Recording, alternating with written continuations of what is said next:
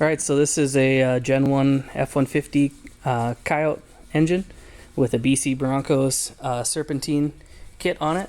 And just to show, we have factory Ford mounts there, and it comes real close there, but it doesn't touch.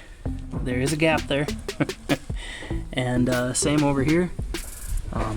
There's a gap all the way around. So that kit really does work nicely with the frame here on stock mounts. And so this is the installation process. We kind of struggled with it. This is the final product, but I'll show you how we got it done. Basically going through the installation, nothing hard up until this first little bit here, where they basically call for this drilling template, and then you're supposed to use a bolt and a locating pin to basically give you a location to drill through here. What you're going to want to do is it calls out a bolt in the actual kit, and so we just stacked some nuts onto here to actually make it hold that template onto the timing cover here. And then right here, this hole is 29/64, and so I just have a 29/64 drill bit here, and so you can sit the butt end of that in there, and that fits real nice. There's like hardly any play there. I actually have a measurement pin that I'm going to use instead, but a drill bit would work in a pinch. So then once this pin is in here, or whatever you're going to use to locate, then you go ahead and drill here, and we're going to drill a 1/2 inch deep. According to the instructions here, it says 9/32 drill bit. So here we got our 9/32, and then we got a tape mark at 1/2 inch, and we basically just used a caliper to set that length right there. So now we're going to go ahead and drill the timing cover.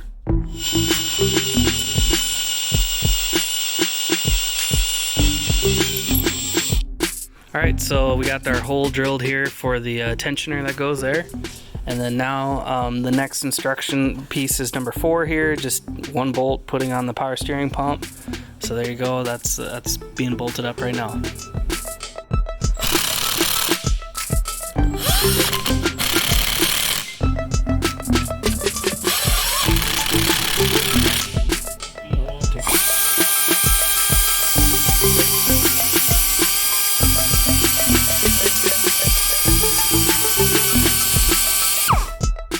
Okay, so we're working on the AC compressor here, and there's this little boss right here, and I suppose there's a little difference between this timing cover and other timing covers, but just barely had to kiss that off of there with like a die grinder.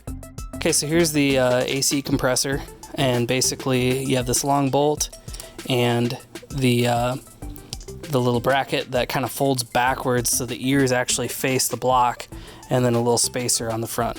So we're gonna go ahead and put that up now.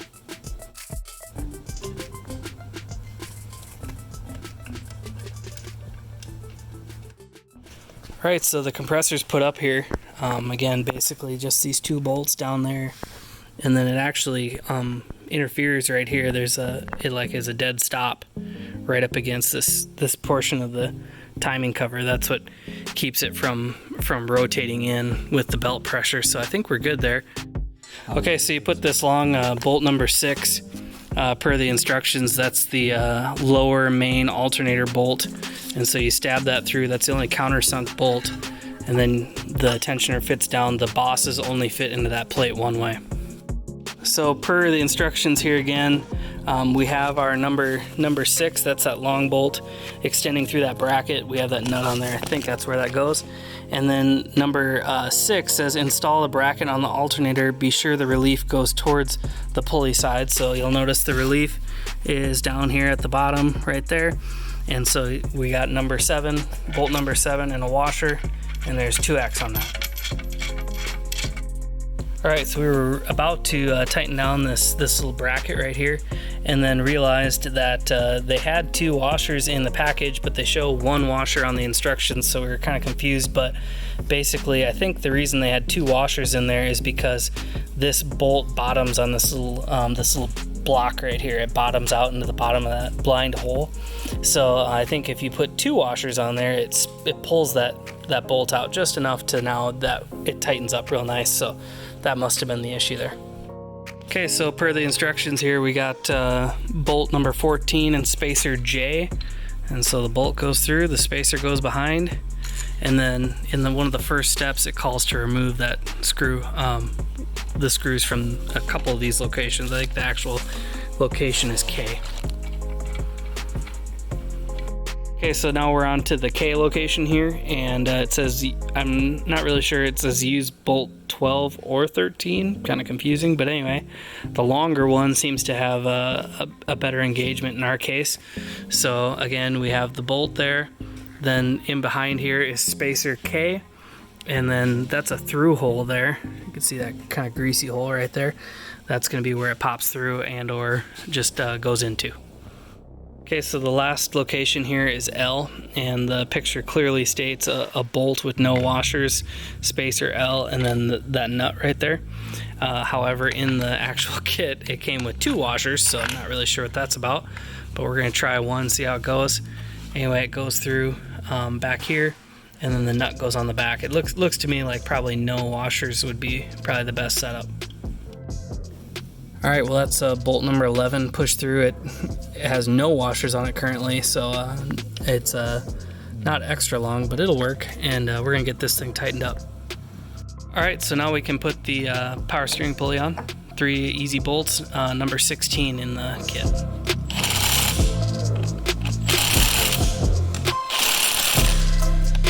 Okay, so in one of the boxes was this idler with a spacer already on it. That is obviously then spacer F, and then it also had a nut and a bolt, and then you mount it to the face of this bracket, and the nut goes on the back. Okay, so now you install this entire alternator plate right here.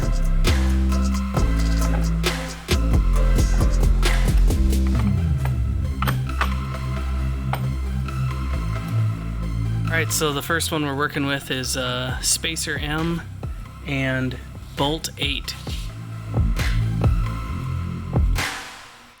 We're just here. We're going to move all the way to the other side here and do bolt 17 and spacer H. There was a bolt in that location with a little stud, and that was removed. That was one of the very first steps. So there was a decent amount of paint that was caked up inside this little boss right here, so I had to just take like a barrel sander and go in there and clean out all the paint so that would fit down on that boss really nice. And so also we made a mistake earlier. There's a spacer there, I think that was spacer G, that has to be on before you put this plate on, because you won't be able to get to it. Alright, so for the AC compressor you got spacer I and one of the short bolts, bolt number 3. So we went to go put this alternator plate up here, and basically we're interfering with the back here. So there's some webs on the timing cover right here, and you can see there's marks on the top and on the bottom where we're gouging in. So we're just gonna kind of just soften those edges a little bit, and hopefully it'll fit a little better.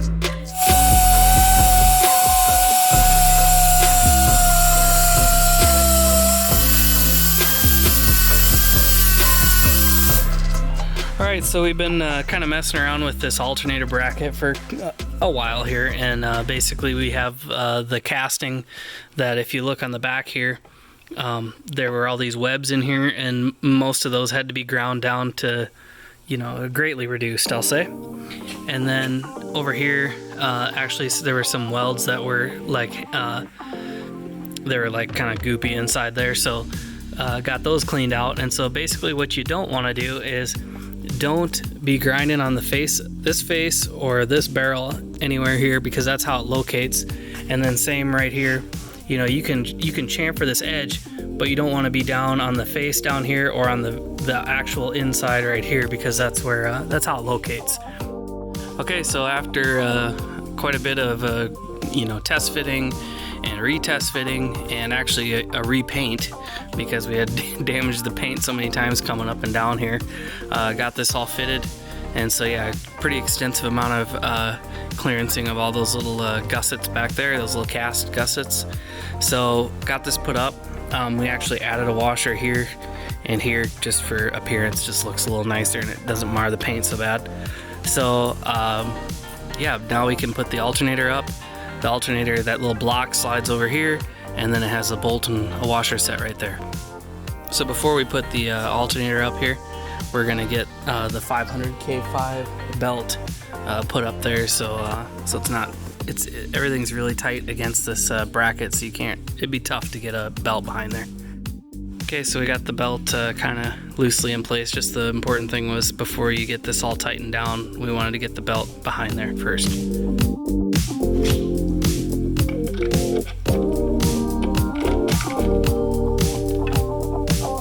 Okay, so you can see here the actual square drive for the tensioner underneath the alternator is partially blocked, so instead we're just going to grab it with a socket on the actual pulley bolt just to get it moved enough where we can start getting the belt on there.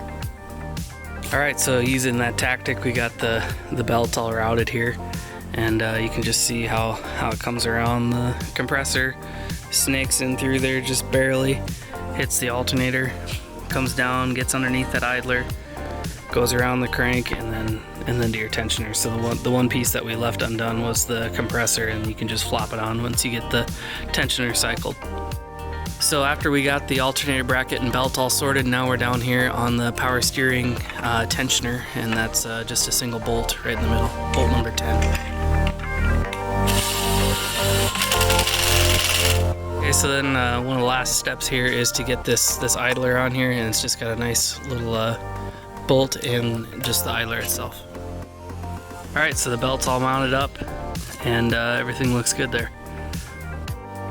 Alright, well, thanks for watching. It was kind of a hectic process putting this together, but should be enough detail there. It turned out really nice and looks good. And to be honest with you, once this is all put together, it'll be tough to see it anyway, but thanks for watching.